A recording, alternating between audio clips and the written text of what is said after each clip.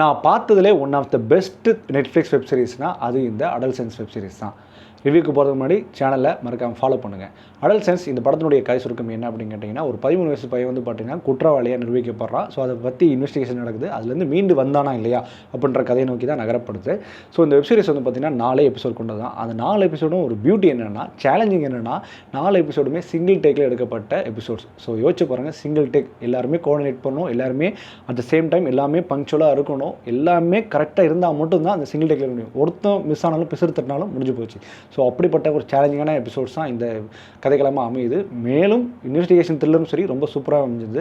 அதுமாதிரி இந்த வெப்சீரிஸில் நடிக்கப்பட்ட எல்லாருமே ரொம்ப ரொம்ப சிறப்பாக நடிச்சாங்க. எஸ்பெஷலி அந்த ஜெய்மி அப்படின்ற கேரக்டர், அந்த சின்ன பையன் 13 வயசு பையன் மிரட்டி விட்டான். கண்டிப்பாக இந்த வெப்சீரிஸ் வந்து உங்களுக்கு பெரிய ட்ரீட் அமையும். மஸ்ட் வாட்ச் வெப்சீரிஸ் நான் சொல்லுவேன். அதேமாதிரி இந்த வெப்சீரிஸ் வந்து தமிழையும் டப் செய்யப்பட்டிருக்கு. இந்த மாதிரியான மூவி வெப்சீரிஸ்க்கும் மூவி ரிவ்யூஸ்க்கும் நம்ம சேனலை தொடர்ந்து ஃபாலோ பண்ணுங்கள்.